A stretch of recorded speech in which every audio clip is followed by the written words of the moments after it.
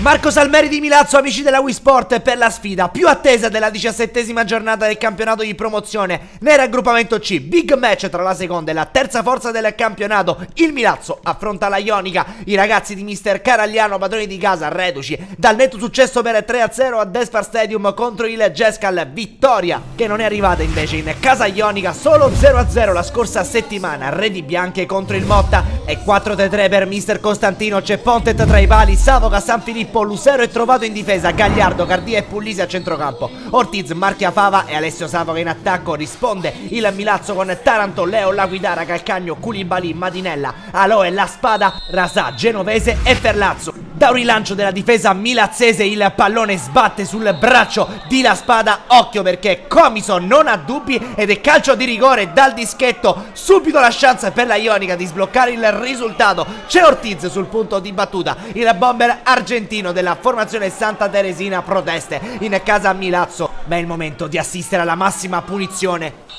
Parte la rincorsa di Ortiz, c'è Taranto che dice di no con questo balzo ed evita il calcio di rigore della Ionica. Bravissimo il numero 1 di mister Caragliano, delusione per Ortiz. Savoca, attenzione, che prova a mettere in mezzo dalla destra, il cross per Ortiz che va in acrobazia, non tocca però il pallone. Tanta tifoseria in casa Milazzo, come sempre abbiamo assistito in questa stagione alla Marco Salmeri, quando anche i ragazzi di mister Caragliano ci provano. Marasà mette il pallone alto qui, prova a scappare Marchiafava, viene steso così da Madinella. Giallo per il direttore di gara, ammonizione per il calciatore rosso-blu al minuto 20. E Cardia che sventaglia per Ortiz sulla destra. Ortiz ragiona un attimo, mette il traversone dentro, Marchiafava aggredisce il primo palo e stavolta Taranto rimane immobile. Non può nulla il portiere sulla grande incornata del giovane calciatore della Ionica. 0-1 della formazione di mister Costantino che sblocca il risultato al Marco Salmeri. Bellissimo il gol di Marchiafava, 22esimo, risponde subito il Milazzo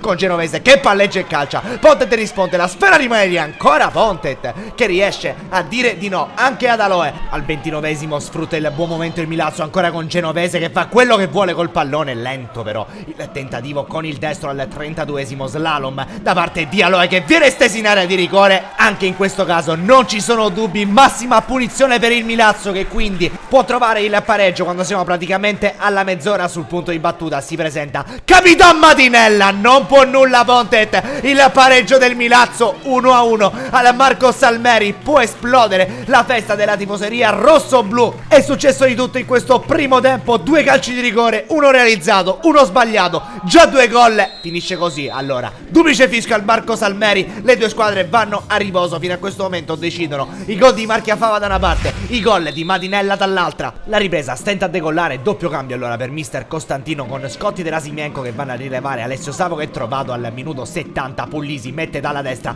Marchiafava con la deviazione, Taranto con la manona aperta a dire di no e a salvare il risultato. Ed il Milazzo al minuto 75 esce il miglior in campo della Ionica. Marchiafava al suo posto, Salimbeni al 78esimo però si complica la vita il Milazzo, gomitata di Capitan Madinella su Ortiz, secondo giallo per il calciatore rosso-blu. E resta allora in 10 uomini la formazione di mister Caragliano, chiamata dell'assistente. Bravo qui a segnalare al direttore di gara al minuto 81, azione insistita per la Ionica, il pallone viene messo in verticale così, respinto dalla difesa, ancora un colpo di testa, la sfera finisce sulla sinistra dove c'è Salimbeni che prova il pallonetto, Salimbeni batte Taranto e 1-2 per la Ionica al Marco Salmeri. Rivediamo qui grazie al nostro rallenti il lob morbido del neoentrato e il gol da parte della Ionica. Occhio perché durante i festeggiamenti perde la testa Taranto, pestone a Ortiz, rosso diretto ovviamente per il portiere del Milazzo che chiude in 9 uomini, gesto scellerato assolutamente da non rivedere per il portiere del Milazzo. Esce Calcagno al suo posto, il secondo estremo difensore Scibili al minuto 87. Sciliberto sfonda dalla destra, viene steso così,